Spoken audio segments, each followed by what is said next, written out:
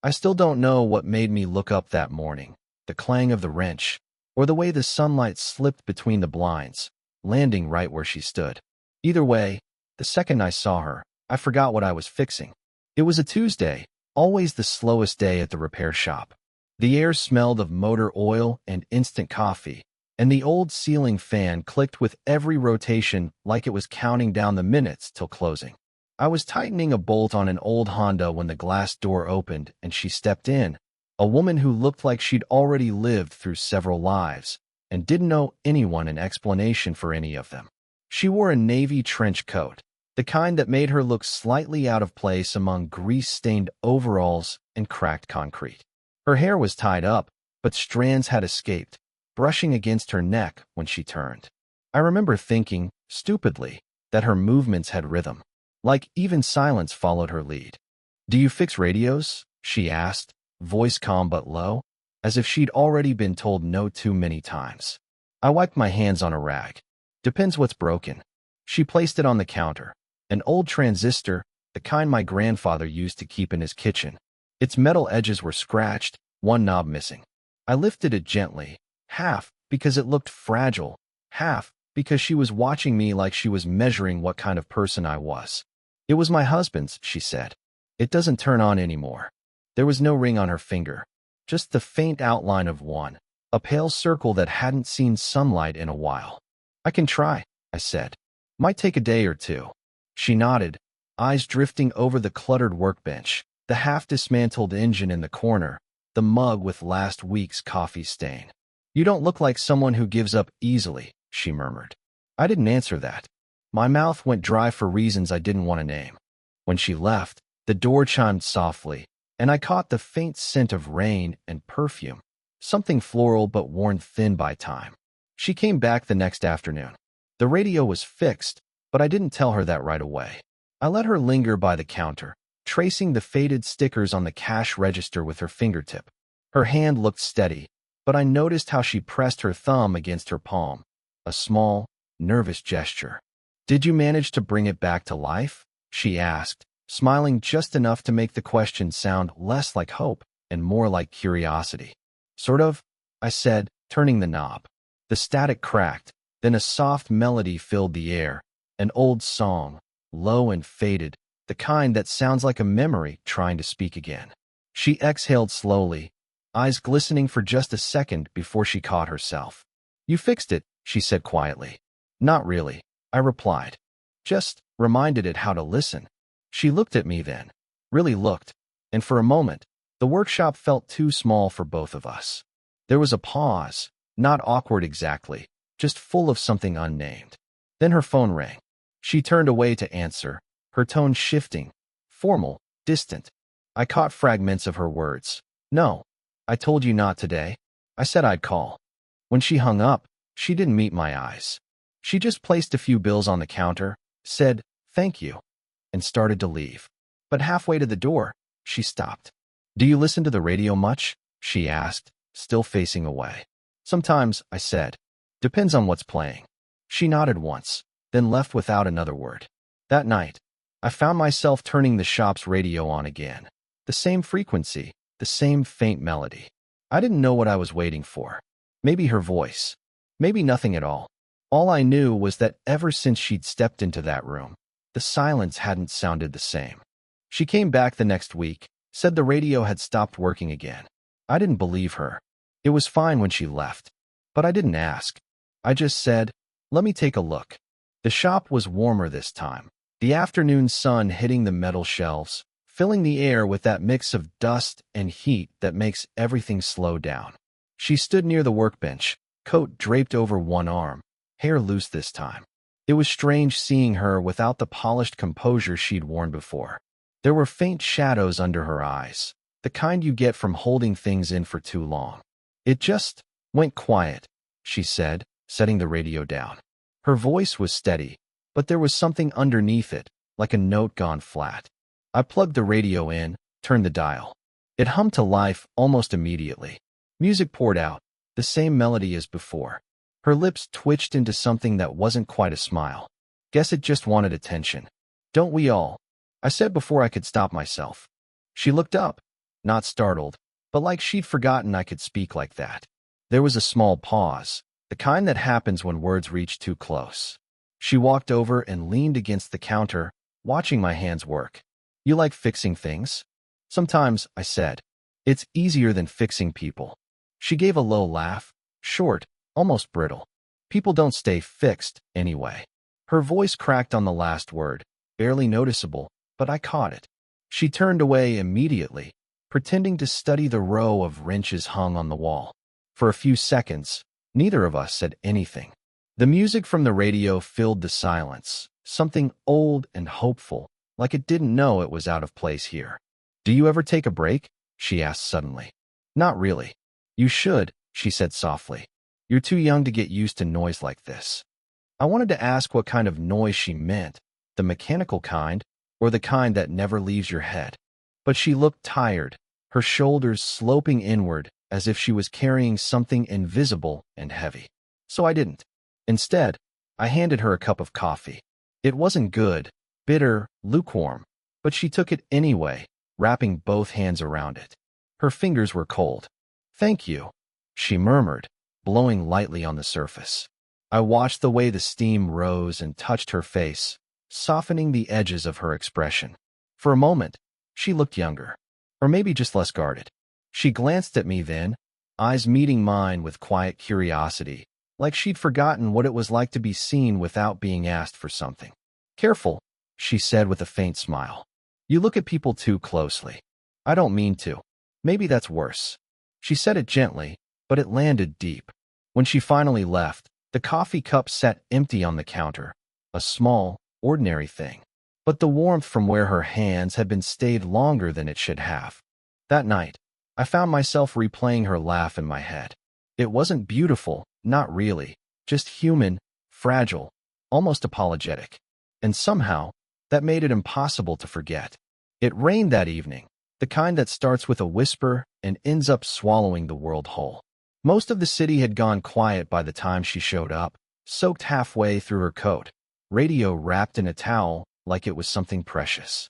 I didn't mean to come this late, she said, standing in the doorway. Her voice trembled slightly, not from the cold, but from something she didn't want to name. It's fine, I said. Storm knocked out half the power grid anyway.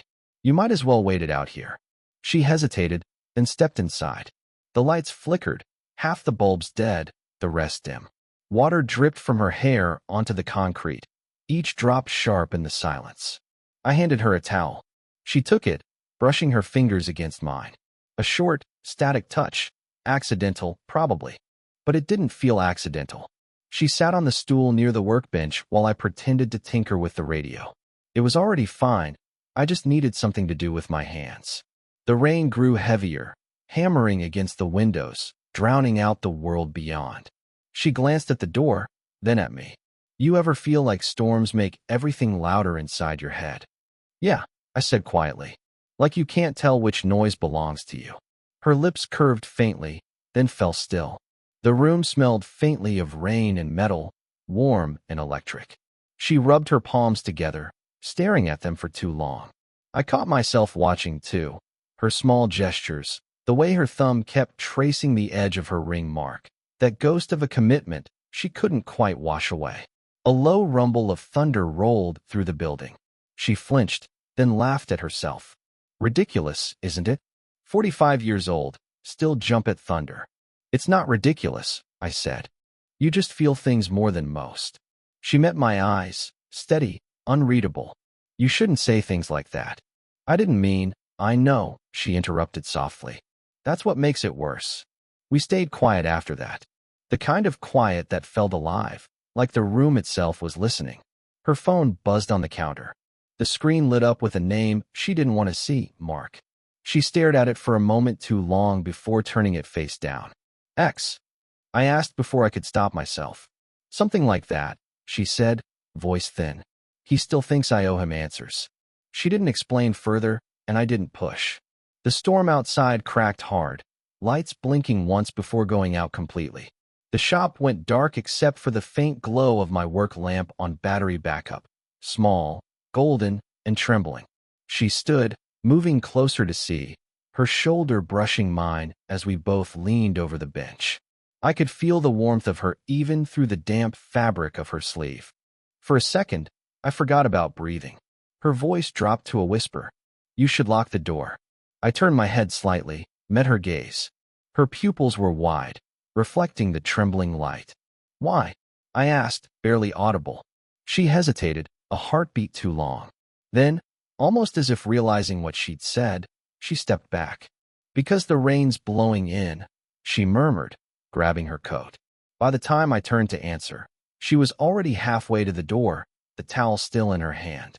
And when the door closed behind her, the radio came back to life on its own. The same song, low and haunting. I stood there, drenched in light and silence, wondering what almost just happened, and why I couldn't stop hoping it would again. She didn't come for 2 weeks. The space she left behind felt louder than any engine, any static from the radios I fixed just to keep my hands busy. I caught myself listening for the sound of her heels on the floor, that soft, deliberate rhythm she always had, like she moved through silence the way most people move through air.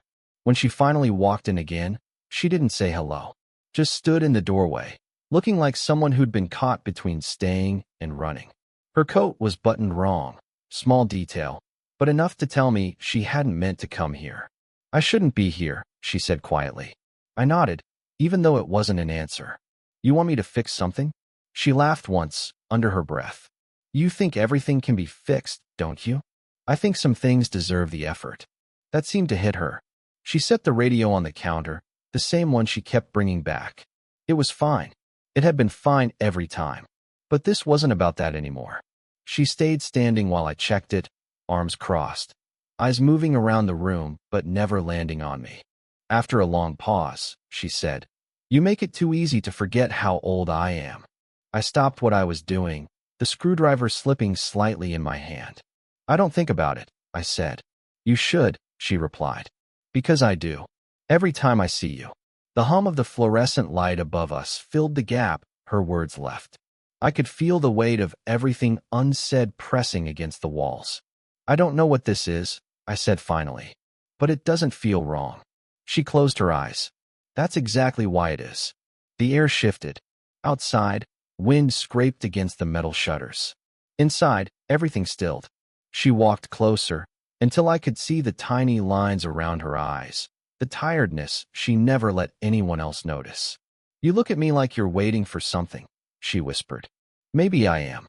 And if I can't give it to you," I swallowed hard, "then I'll still be here." She exhaled, slow, shaky, as if the words hurt more than she expected.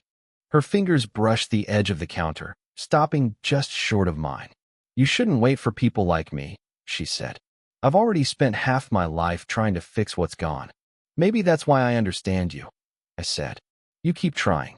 Most people stop." She looked at me for a long time, really looked, the kind of stare that strips everything polite and careful out of you. There was no pretense left in it, no hiding. Then she said, barely above a whisper, "You make me remember what quiet used to feel like." We stood there, 2 people pretending to fix a broken radio that wasn't broken at all. The song that had always played when she was near started again, soft, nostalgic, cruel in its timing. And just before she turned to leave, she said the kind of line that stays under your skin long after it's gone. "You make me want to stay, and that's the problem." It was a Sunday, quiet enough that the ticking clock sounded like a heartbeat I didn't own. I'd almost closed the shop when she appeared. No coat this time, just a sweater, her hair slightly damp from drizzle. She didn't bring the radio. That alone unsettled me. "I was walking," she said simply, "and I ended up here." I didn't say anything, just motioned toward the stool. She didn't sit. She moved slowly around the room, fingertips brushing against tools, wires, bits of forgotten metal, like she was searching for something she'd left behind. After a while, she said, "I used to come here with him." I froze. "With who?" "My husband," she said. "Before you worked here. He'd bring his car in, the old Honda you fixed that day." The memory hit me differently now. I could picture him, the missing figure behind every pause in her sentences. She smiled faintly, but it wasn't joy. "He liked the noise of this place." said it reminded him that things could be taken apart and put back together again. I leaned on the counter, unsure if I should speak. She kept her eyes on the floor. He died in that car, she said. 3 years ago, in the rain. I don't know why I'm telling you this. I wanted to move closer, but I didn't. Some things require stillness. He used to fix radios too, she continued, voice softer now, distant. That one, the one I keep bringing, it was his. He used to record our favorite songs on it, leave little messages on blank tapes. I found one last week, after all this time. She looked up then, eyes bright with something fragile. He said my name, just my name, over and over, like he knew he was running out of time. My throat tightened. You listened to it? She nodded. Twice. Then I couldn't anymore. The silence that followed felt alive, pulsing, raw, sacred. I couldn't think of anything to say that wouldn't sound small next to what she'd just shared. Finally, I said, you loved him a lot. I still do, she whispered. That's the problem. I keep coming here thinking maybe I can stop missing him if I stand somewhere new. But you. She stopped herself, pressing a hand to her mouth, as if the rest of the sentence was too heavy to let out. I took a step closer, enough to catch the faint scent of rain in her hair. Me what?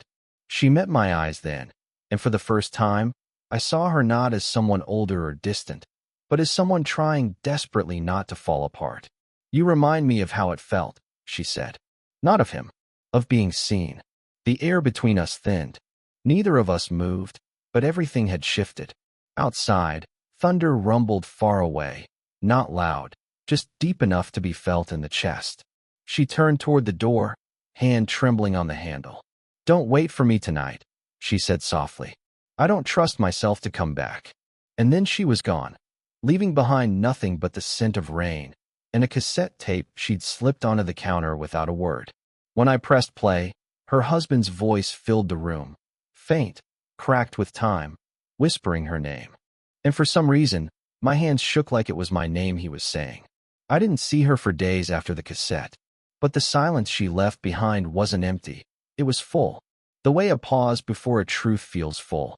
I'd started playing the tape every night after closing, the same broken voice whispering her name. It wasn't about him anymore, not really. It was about her, about what it meant to be remembered that deeply by someone, and how impossible it was not to want that for yourself. On Friday, when the rain came back, so did she. No words this time, just that same quiet presence that seemed to carry its own weather. She stood in the doorway, dripping from the storm, and I swear I felt the whole room exhale. You listened to it, she said. I nodded. I did. She looked around, at the counter, the tools, the half-fixed things that always seemed to mirror us. You shouldn't have. I know, I said, but I wanted to understand you. Her coat hung heavy on her shoulders, and she didn't move closer right away. Understanding me doesn't make this easier. I'm not trying to make it easy. That got her attention. She tilted her head slightly, studying me like she was deciding whether I was too young to mean that, or just foolish enough to believe it. I keep thinking this should feel wrong, she said quietly. It doesn't, and that's what scares me. We stood across from each other, neither moving, the rain a steady hush around us. The shop light flickered once, catching the gold in her eyes before settling into a dim hum. I don't want to hurt you, she whispered. You already have, I said, not to wound her, just because it was true, and it still feels like something worth keeping. Her breath caught, soft, almost imperceptible. Then, slowly, she crossed the space between us. No rush, no sudden gesture, just two people who'd run out of reasons to stay on opposite sides of the room. When she reached me, she didn't say anything. She just reached up, hesitated, and then pressed her forehead gently against mine. Everything else fell away. The rain, the machines, the lights. I could feel the faint tremor in her hands when she touched my arm. Not desire, not fear, just the fragile weight of finally being seen. We stayed like that for a long time, breathing the same small air, saying nothing because there was nothing left to say that words wouldn't ruin. When she finally spoke, it was barely a breath. This doesn't lead anywhere good. I know, I said, but maybe that's not the point. She smiled, tired, real, breaking at the edges. Then she stepped back. eyes glistening with something softer than sorrow. "I wish I'd met you when I wasn't trying to disappear," she murmured. "You didn't," I said quietly. "And you still showed up." She nodded, reaching out one last time, fingers grazing mine, a brief, trembling touch that said everything we'd never dared to. Then she turned, walked to the door, and paused just long enough to look back. Outside, the rain had stopped, and for the first time since I'd met her, she didn't look like she was running from anything, just walking away with something unspoken still alive between us. It's been months now. The shop still smells like oil and dust, still hums with broken things trying to work again. But it feels quieter, not emptier, just more honest. She doesn't come around anymore. Not really. Once in a while, I think I see her outside. That same navy coat, her stride deliberate, unhurried, but by the time I look twice, she's gone. Sometimes I wonder if she ever really meant to stay, or if what we had was meant to be temporary, a pause between two unfinished lives. The radio still sits on the shelf above my bench. I've stopped trying to fix it. It works fine now, but I keep the dial tuned low, just static and faint music in the background. It's enough. I've learned that love doesn't always show up like people think it should. Sometimes it isn't loud, or bright, or forever. Sometimes it's a quiet conversation in a half-lit room, a cup of bad coffee, a moment you didn't know you needed until it was gone. She once told me that people don't stay fixed, that we're meant to fall apart, rebuild, and carry the cracks with us. I used to think that sounded sad. Now, I think it sounds human. I still catch myself repeating the last thing she ever said to me. "You make me want to stay, and that's the problem." Back then, I thought it meant goodbye. Maybe it did. But lately, I think it also meant she saw something worth staying for, even if she couldn't. I'm not waiting for her anymore. But I don't forget her either. She's stitched into the quiet moments. The way I pause before closing the shop. The way I listen when the rain starts. The way I notice people who look like they're trying not to be seen. And if she ever does walk through that door again, I don't think I'd ask her why she left. I'd just pour 2 cups of coffee and turn the radio on. Let the silence do what it does best. Because that's what I learned from her. Love doesn't always need a reason or a future. Sometimes, it just needs a moment. One that changes the way you see the world afterward. I guess that's what this story was. Not about getting someone, but about belonging to the moment you shared. If you've ever had someone who made the world go quiet, even for a breath, maybe you already understand. So, tell me in the comments, have you ever met someone you were never meant to keep, but still can't forget?